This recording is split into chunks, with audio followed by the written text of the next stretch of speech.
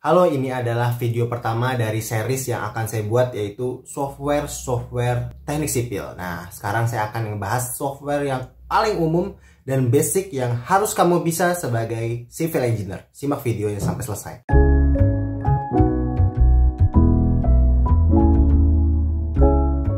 Halo, seperti biasa terima kasih kepada teman-teman yang sudah menyaksikan konten-konten saya, dan untuk yang baru datang selamat datang. Jadi saya di sini ngebahas tentang bagaimana sih kita mahasiswa ya, khususnya teman-teman mahasiswa bisa lulus berkualitas, dan ya semoga konten-kontennya bermanfaat juga untuk teman-teman. Oke, jadi ada 4 software yang teman-teman harus kuasai sebagai mahasiswa baru atau civil engineer muda, mahasiswa civil engineer. Yang pertama yaitu AutoCAD, Microsoft Word, Excel, and PowerPoint. Kita langsung saja ke layar untuk penjelasan lebih lanjut. Nah, kenapa sih kok Microsoft Word, Excel, dan PowerPoint itu harus dipelajari? Padahal kan dari dulu-dulunya, dari SMA, SMP, bahkan udah sering banget dipelajari.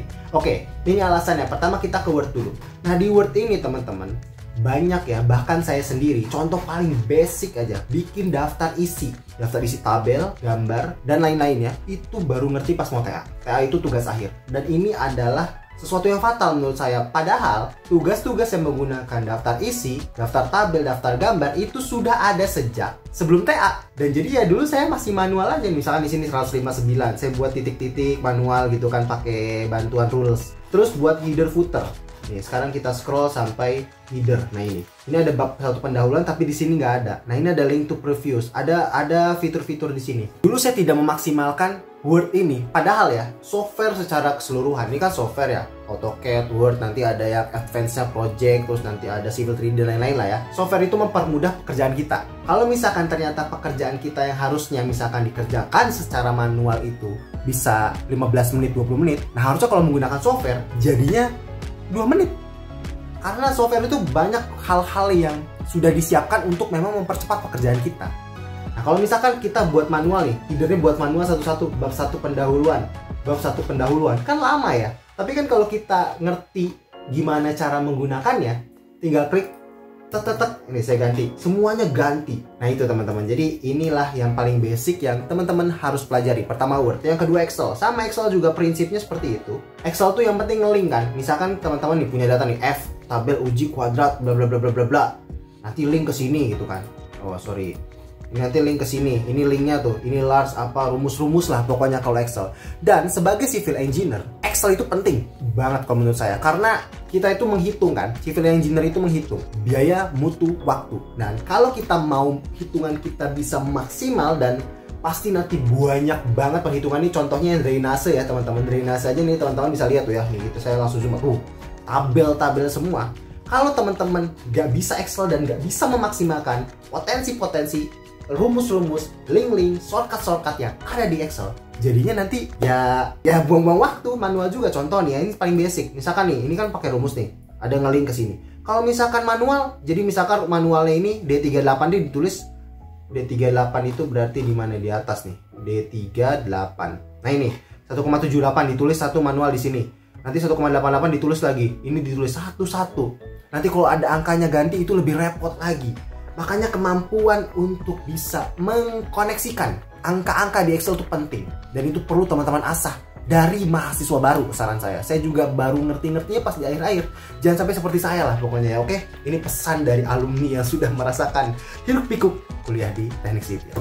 Oke, yang ketiga PowerPoint. Nah, PowerPoint juga penting. Penting semua ya, memang penting semua ya. Maksudnya ini juga perlu dipelajari. Walaupun ini basic banget ya kayak buat presentasi. Tapi sebenarnya kalau teman-teman bisa maksimalkan potensi PowerPoint, teman-teman bisa loh buat video animasi di sini. Buat presentasi yang ibaratnya, jadi teman-teman tuh sudah membuat laporan yang sangat rapih, membuat Excel perhitungan yang bagus, disajikan dengan PowerPoint yang bagus. Contohnya, oke, saya kasih contoh misalkan, bentar, saya cari dulu filenya ya.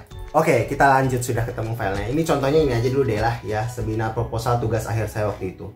Nah, ini kan pas lagi presentasi kan kita memaparkan ya garis besar dari hal yang kita ingin buat. Nah, kalau misalkan tidak bisa digambarkan dengan baik nih, misalkan ruang lingkupnya seperti ini, detailnya seperti ini, terus nanti pekerjaannya ada apa saja, terus teorinya apa saja dan lain-lain, dijelaskan dengan kemasan yang sederhana, ya jadinya nggak maksimal juga kita sebagai civil engineer. Karena civil engineer itu walaupun pekerjaan di belakangnya rumit ya, tapi kalau tidak bisa disajikan ke halayak umum, ke klien nanti kalau misalkan kerja, jadinya percuma. Karena klien nggak akan tertarik sama kita kalau data yang disajikan Excel kan.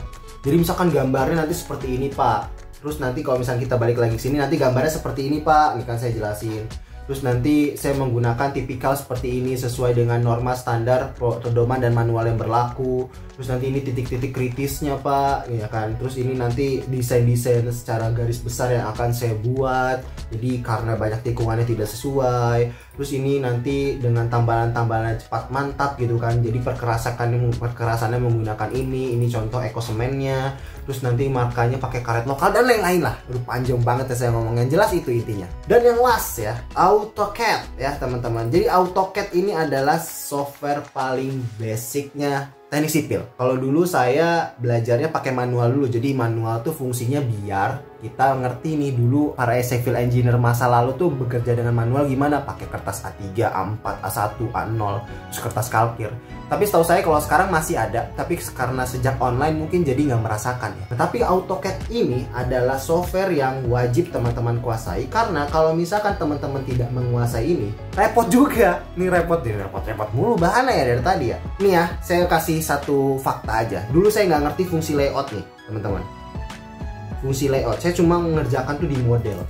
Jadi saya tarik garis, terus nanti saya mau upload di print gitu ya. Saya nggak ngerti fungsi layout, padahal kalau kita ngerti fungsi layout, itu lebih mudah ngeprintnya. Sederhananya gitulah, saya jelasin. Nanti mungkin kalau bahas AutoCAD bakal panjang. Kalau teman-teman tertarik membahas spesifiknya gimana step-step apa aja yang perlu dipelajari di AutoCAD, tulis di kolom komentar, nanti saya buat kontennya. Itu aja kontennya, saya ini kepanjangan banget, udah lebih dari 5 menit kayaknya. Tapi ini adalah series awal ya. Jadi nanti saya akan buat advance-nya secara umum, apa aja softwarenya. Terus nanti lebih khusus kan, misalkan di bagian transportasi, softwarenya apa saja, geoteknik, hidrologi, struktur, dan manajemen, dan lain-lain secara detail. Jadi nanti teman-teman simak videonya biar teman-teman sekali lagi bisa lulus berkualitas. Jadi civil engineer muda, jadi engineer muda yang bisa membanggakan Indonesia di tahun 2045. Ya enggak, 2045 seterusnya. Oke, itu saja. Terima kasih untuk teman-teman yang sudah menyaksikan konten ini sampai selesai. Jangan lupa like, comment, dan subscribe ya. Semoga konten ini bermanfaat. Wassalamualaikum warahmatullahi wabarakatuh. Sampai jumpa di konten selanjutnya.